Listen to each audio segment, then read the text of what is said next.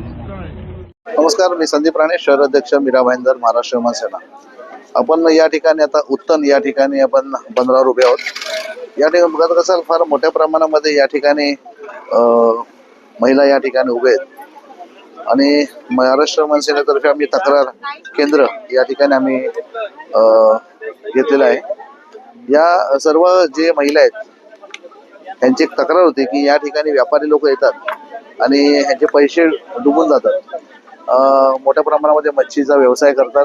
या ठिकाणी व्यापारी घेऊन जातात पण पैसेच देत नाहीत. खोटे चेक, खोटे आश्वासन आणि नंतर फोन उचलला नाही, असे अनेक प्रकार या ठिकाणी घडतात. महाराष्ट्र विमान सेनेकडे याची तक्रार आल्यानंतर आमची पुरी टीम या ठिकाणी आलेली आहे आणि तुम्ही बघत असाल या ठिकाणी आम्ही नोंदणी करतोय. ज्यांना चेक दिलेले आहेत त्यांची आम्ही नोंदणी करतोय आणि सन्माननीय अविनाश जाधव साहेबांच्या मार्गदर्शनाखाली या ठिकाणी आम्ही CP साहेबांना भेटून त्यांच्यावर कारवाई करायला लावणार आहे. आज तुम्ही बघत असाल हे गरीब लोक आहेत, मेहनत करणारी लोक आहेत. यांना म्हणजे या ठिकाणी फसवून जाणं म्हणजे एकदम सोपं आहे. म्हणजे या लोकांना कुठल्याच व्यवहाराचं ज्ञान नसल्यामुळे या लोक दिवसांदिवस त्यांची फसवणूक होते. आम्ही ठरवलेलं आहे की महाराष्ट्र विमान सेनेचं या लोकांना साथ देऊन जेवढे जे फसवणारे लोक आहेत त्यांचे गुन्हा दाखल व्हायला पाहिजे ही आमची मागणी आहे. त्याचबरोबर आता फक्त आले आणि संध्याकाळी परत आमचा कॅम्प आहे.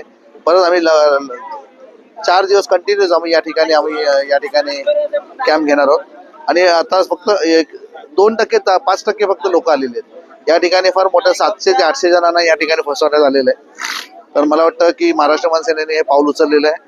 लवकरात लवकर यांच्यावर गुन्हा दाखल होईल आणि जे पण व्यापारी आता असतील त्यांची नोंदणी पोलीस स्टेशनमध्ये व्हायला पाहिजे. कोस्ट गार्ड जे असतील त्यांच्याकडे नोंदणी व्हायला पाहिजे.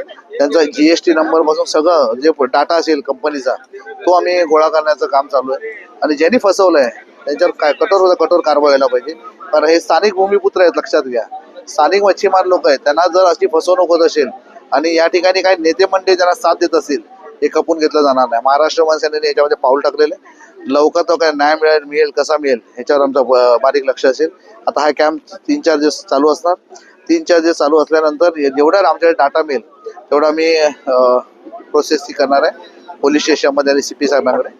आणि त्यांचे जे एजंट असतील त्यांनी फसवणूक केली त्यांचे आम्ही नंबर सगळीकडे फ्लॅश करू. जेवढे बंदर आहेत त्या ठिकाणी त्यांना मालच मिळू नये अशा आम्ही प्रकारचं काम करणार आहे. महाराष्ट्र विमान सेना यांच्या पाठीशी खंबीरपणे उभी आहे आणि लवकर न्याय मिळेल ही पुरी अपेक्षा आहे. तुर्तास सांगतो. जय हिंद, जय महाराष्ट्र. धन्यवाद.